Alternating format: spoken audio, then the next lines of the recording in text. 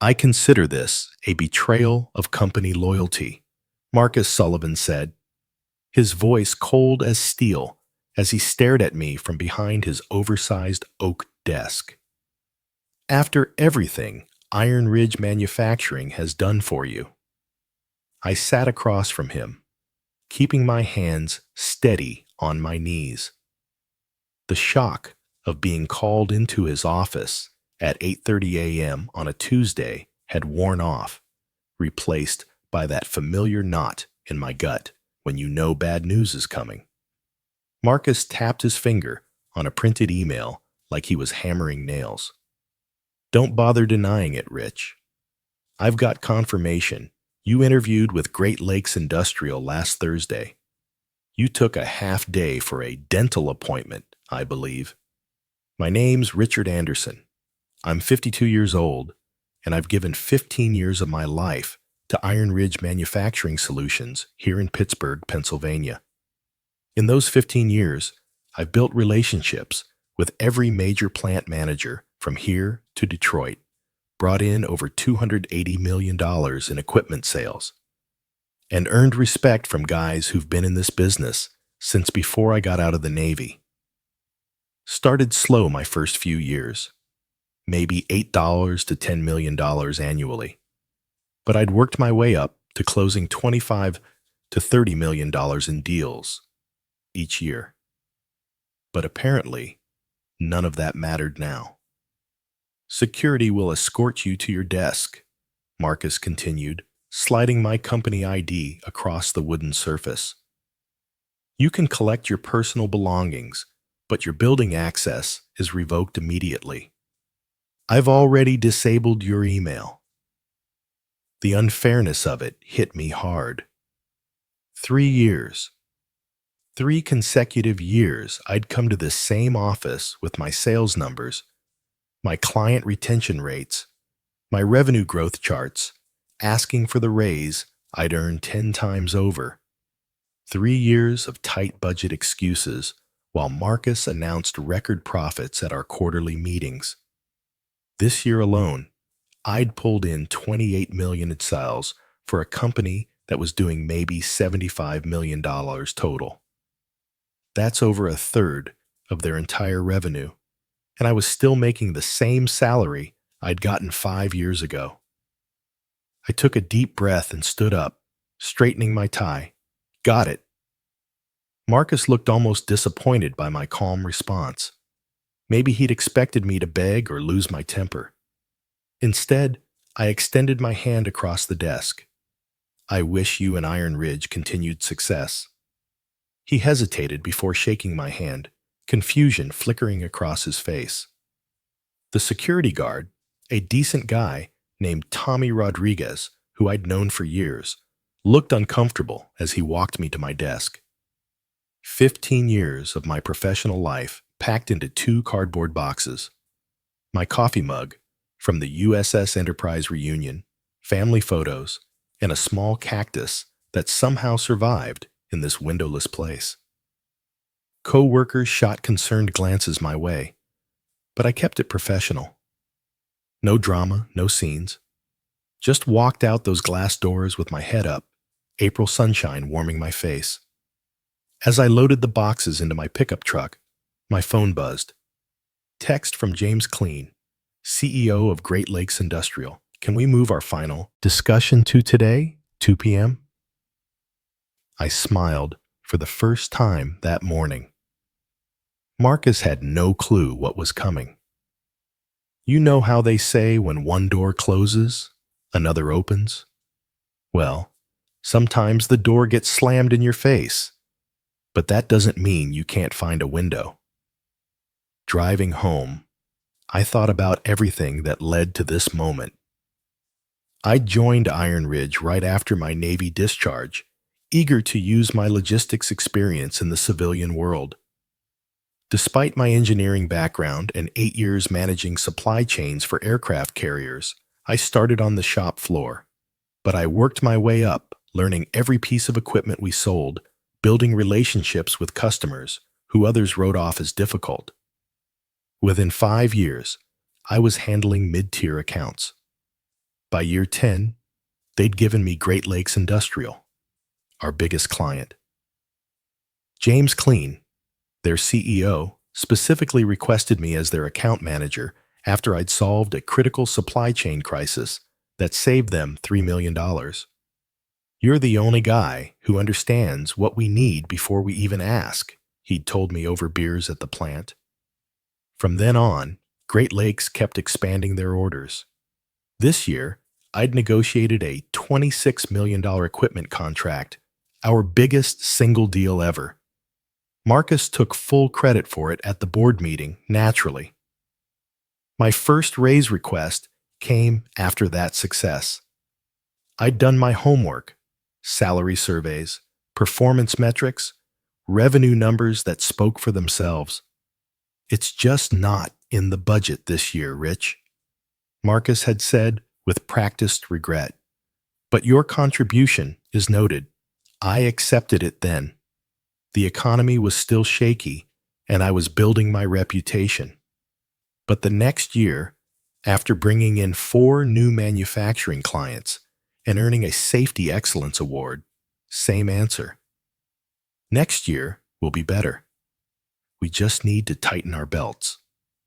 Meanwhile, Marcus drove to work in a new Escalade, and the company bought another building downtown. The third denial came 6 months ago, right after I'd negotiated that $26 million increase with Great Lakes. Your performance is exceptional, Marcus had said, but we're investing in new technology. Perhaps we can revisit this in the fall. Something in me finally snapped. That night, I updated my resume for the first time in 15 years. Not out of anger, but out of self-respect. I was worth more than empty promises. My phone was already ringing as I pulled into my driveway. Carl Mitchell, our plant supervisor and my old fishing buddy. Just heard, he said. Tommy texted me.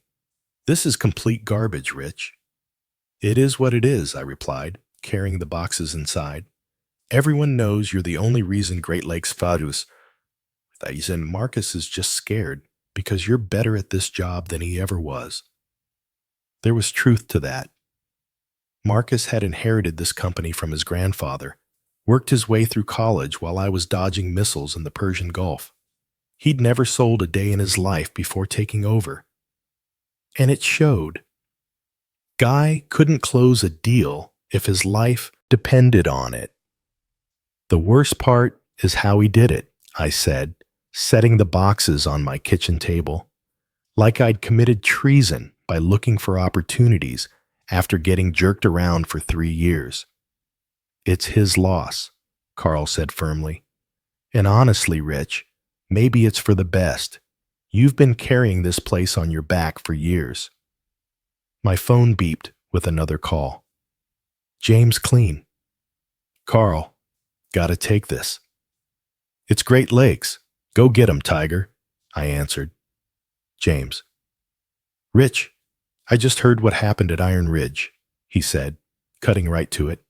You available to come in today? I'd like to move up our conversation.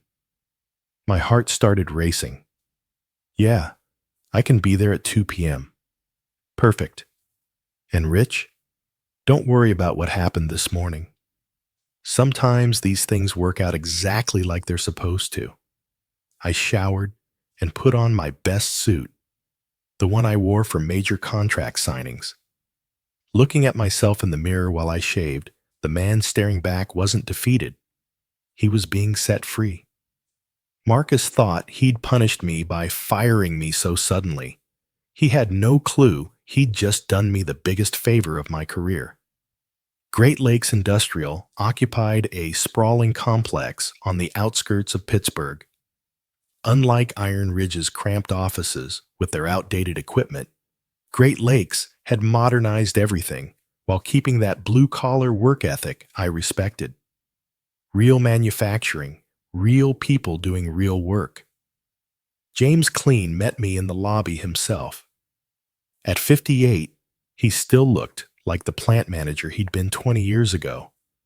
Calloused hands, steel-toed boots, and a handshake that could crack walnuts. Guy had built this company from nothing. Rich, thanks for coming on short notice. Appreciate the flexibility. It's been an interesting day. He led me through the main floor where workers I'd known for years waved or nodded. These guys respected results, not fancy degrees or family connections. James's office was functional, no mahogany desk or leather chairs, just a workspace for getting things done. Photos of equipment installations, safety awards, and handshake deals with customers lined the walls. Coffee? He offered. Please. Once we sat down with steaming mugs, James got straight to the point. I got a call from Marcus Sullivan this morning. Told me you'd no longer be handling our account and that he'd personally manage our business until they found a replacement. I kept my expression neutral, though that pissed me off. Of course, Marcus would try to keep their biggest client himself. What he doesn't know, James continued, is that we've been concerned about Iron Ridge for months. Quality control issues, delayed responses, missed deadlines. The only reason we haven't switched suppliers is because of you. This surprised me. Our latest equipment delivery had gone perfectly. The equipment's been fine because you made sure of it, James said, reading my expression. But dealing with anyone else at Iron Ridge has become a nightmare. 3 months ago, our board suggested finding new suppliers. Fought against it because of our relationship. He leaned forward. When you reached out about opportunities here, it felt like perfect timing. But I need to be clear. We weren't trying to poach you. We respect professional boundaries too much. I was planning to give proper notice once I had an offer, I said. James smiled. I know you were. Your professionalism is exactly why we're having this conversation. He opened a folder and slid papers across to me. This isn't an interview, Rich. It's a job offer. Vice President of Industrial Sales. You'd be managing all our supplier relationships and building out our sales team. I looked at the salary figure and my breath caught.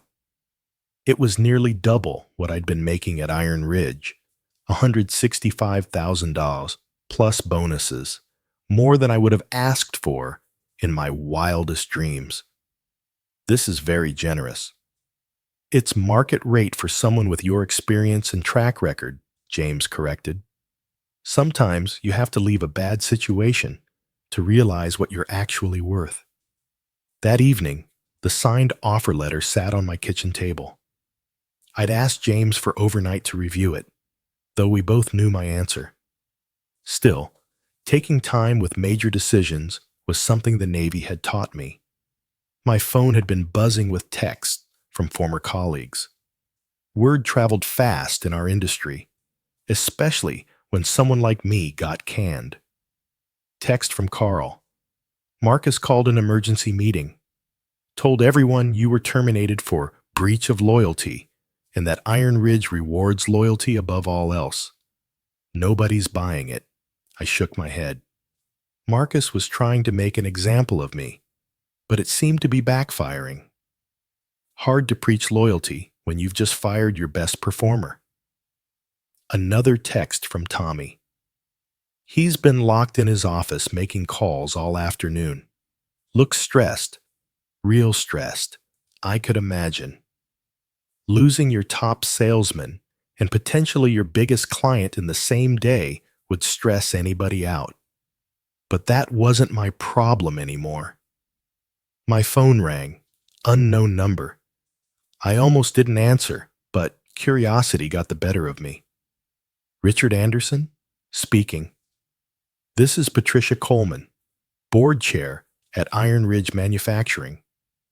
I understand there was an incident today regarding your employment. I'd like to meet tomorrow to discuss it. Board members didn't involve themselves in personnel matters unless something had gone seriously wrong, which meant Marcus had screwed up big time. Marcus may have been hasty in his decision, she continued. Ah. Marcus had fired his best account manager without board approval, and now Great Lakes was potentially walking. Damage control time. I appreciate the call, Ms. Coleman, but I've already accepted another position. A pause. May I ask where? I don't think that would be appropriate right now. Richard, if this is about compensation, I'm sure we can work something out. The board values your contribution. The irony was almost painful. 3 years of documented requests, and now suddenly they valued my contribution. It's not just about money, I said honestly. It's about respect, about recognizing people before they have one foot out the door. Perhaps we should discuss this in person. I thought about it. Professional closure wouldn't hurt, and I was curious to see how deep Marcus had dug his hole. I can meet at 9 a.m. tomorrow, but to be clear, I've signed a contract elsewhere. Understood. We'll see you tomorrow. The Iron Ridge lobby felt weird as a visitor the next morning. Tommy gave me a subtle thumbs up as I signed the visitor log. First time I'd had to do that in 15 years. Patricia Coleman was waiting in the conference room, a sharp woman in her 60s who'd built her own manufacturing company before joining Iron Ridge's board. Word was she didn't suffer fools gladly. Mr. Anderson, thank you for coming. Of course. She opened a folder. I've reviewed your personnel file. 15 years of excellent performance, consistent growth in sales volume, and 3 formal requests for salary adjustment. All denied. She looked up. I wasn't aware of this pattern. I assumed compensation decisions went through the board. Major changes, yes. But management has discretion within limits. Her tone suggested she wasn't happy with how that discretion had been used. Ms. Coleman, I'll be direct. The board would like to offer you reinstatement with a 25% salary increase and promotion to regional sales director. Better than anything Marcus had offered, but 3 years too late. Plus, I'd already signed with Great Lakes. That's generous. But as I mentioned, I've accepted a position elsewhere, at Great Lakes Industrial. I didn't confirm, maintaining boundaries. She leaned back. One question, if I may. What could we have done differently to keep you? I considered my answer carefully. Recognize value before someone has to prove it somewhere else. Loyalty has to work both ways, Ms. Coleman. Iron Ridge expected complete commitment while repeatedly showing I wasn't worth investing in. She nodded thoughtfully. Fair assessment. I'm sorry it came to this. Walking out for the final time, I felt lighter than I had in years. This meeting hadn't been about second chances. It had been about me getting closure on my terms. Marcus had created this mess, and now the board was scrambling to fix it. Monday morning brought excitement I hadn't felt in years. My new position officially started today, complete with a real office, windows, a door, and a view of the plant floor where the actual work happened. No more cramped cubicle, despite being a senior guy. James stopped by at 9 a.m. to introduce me to my team, 6 experienced sales professionals who'd be working under my direction. Good people who knew the business. Team, this is Richard Anderson, our new VP of Industrial Sales. Many of you know him from his outstanding work at Iron Ridge. We're lucky to have his expertise in-house. After introductions and a team meeting, James asked me to join the executive team in the conference room. I had a feeling Daba knew what this was about. Before you dive in completely, he explained, we wanted your input on an important decision. Their CFO spoke up. Given recent changes, we're reconsidering our relationship with Iron Ridge. Their contract expires next month. I could have recommended terminating immediately. Sweet revenge was right there, a chance to deal Iron Ridge a crushing financial blow.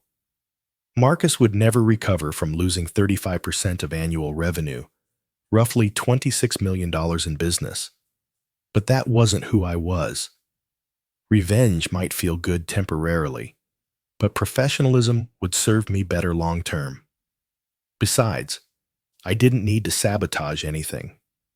Iron Ridge was doing that just fine on their own. I think we should evaluate Iron Ridge like any other potential supplier, I said carefully. Their equipment quality has been solid, but account management and consistency will be critical factors moving forward. The decision came Wednesday morning, exactly 1 week after Marcus fired me. I hadn't orchestrated the timing. It was simply when Great Lakes finalized their choice after reviewing 3 competing bids. James showed me the email before sending it. After careful evaluation of our supply needs, Great Lakes Industrial has decided to transition our business to Summit Industrial Partners, effective immediately. This decision reflects our evolving requirements and quality standards. Richard Anderson, our VP of Industrial Sales, will oversee the transition. We appreciate our partnership and request all materials be transferred by Friday. I imagined Marcus's reaction when he opened that email. The shock, then the dawning realization that he hadn't just lost me. He'd lost Great Lakes, their biggest client, and I'd be the one managing the transition away from Iron Ridge. Perfect professional revenge, without me having to orchestrate anything. Iron Ridge's own shortcomings and Marcus's poor judgment had done all the work. That afternoon, Carl texted me. Office is chaos. Marcus has been in emergency meetings all day. 3 other sales guys updated their LinkedIn profiles. Karma works fast, buddy.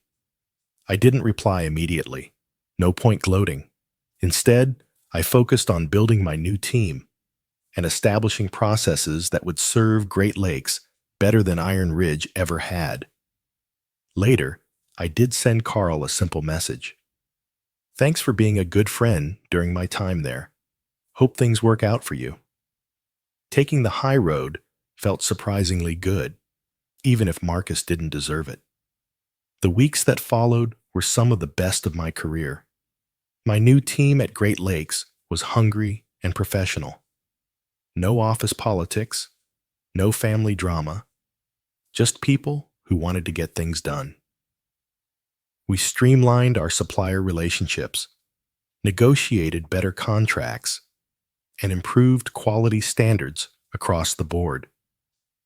I heard through the grapevine that Iron Ridge was scrambling to replace the Great Lakes revenue.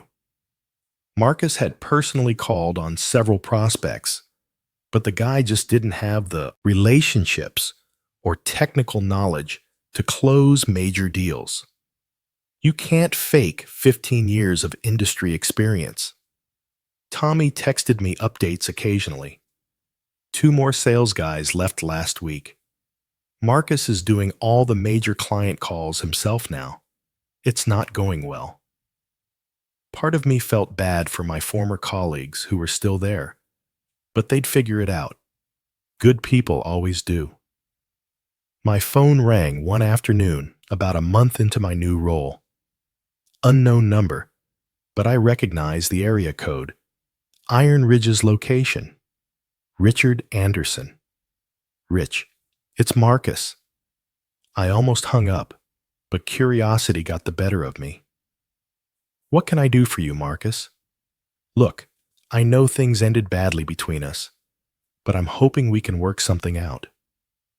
Iron Ridge is prepared to offer you a significant package to come back. VP of Sales, $140,000. Base plus commission, full benefits. The desperation in his voice was almost sad. Almost. I appreciate the offer, but I'm happy where I am. Rich, be reasonable. We built that company together. You know our clients, our systems. Great Lakes is just one account. At Iron Ridge, you had relationships across the entire industry. Had being the key word, I said. You made your decision when you fired me for looking for opportunities you wouldn't provide. That was a mistake. I'll admit it. I was protecting the company's interests, but I see now that I overreacted. Protecting the company's interests. Right. More like protecting his ego because he knew I was better at the job than he'd ever be. Marcus, I'm going to give you some free advice. Stop trying to do everything yourself. Hire good people. Pay them what they're worth. And trust them to do their jobs. That's how you build a company. Rich, please, just think about it. I have thought about it. For 3 years, actually. Take care, Marcus. I hung up and went back to reviewing supplier proposals. James knocked on my door a few minutes later. Everything all right? You looked a little tense. Just got a call from my former employer. They want me back. James raised an eyebrow. Interesting timing? We just signed 2 new major clients this month. Word's getting around that Great Lakes has its act together. It's a good team, I said. Makes all the difference. That it does. Any interest in going back? None whatsoever. 6 months later, I was reviewing our quarterly numbers when Carl called. We'd stayed in touch, and he'd finally made the decision to leave Iron Ridge. You're not going to believe this, he said. Marcus just put the company up for sale. Seriously? Revenue's down 40% since you left. They lost 3 more major clients last month. Board's pressuring him to sell before things get worse. I shook my head. Iron Ridge had been a solid company with good people and decent equipment. All it needed was competent leadership and fair treatment of employees. Instead, Marcus had let his ego destroy what his grandfather built. What about you? You landing somewhere good? Actually, that's why I'm calling.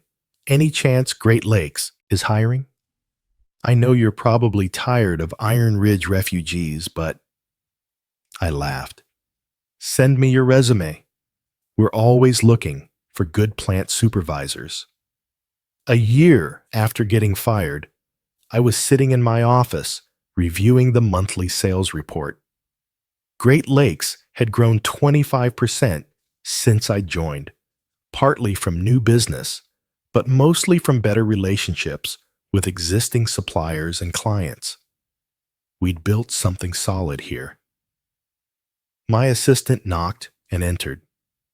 Richard, there's a delivery for you. She handed me a small package. A bottle of 15-year-old bourbon with a note. Congratulations on your success. You earned it. James. I poured a small glass and stood at my window, looking out at the plant floor. Workers were loading equipment for a $20 million order we'd closed last week. The kind of deal that used to take me months to negotiate at Iron Ridge. Marcus thought he was punishing me when he fired me that Tuesday morning. In reality, he'd given me the push I needed to find my true worth. Sometimes, the best thing that can happen to your career is getting fired by someone who doesn't appreciate what you bring to the table. The Navy taught me that you can't control the weather, but you can control how you navigate through it. Marcus thought he was sinking my ship that day. Turns out, he just gave me the wind I needed to sail to better waters. I learned that loyalty is a two-way street, and self-respect is worth more than any paycheck. Most importantly, I learned that when someone shows you who they really are, believe them and act accordingly. Sometimes the best revenge isn't something you plan. It's just being successful despite someone else's attempt to hold you back. And that success, it tastes pretty damn good.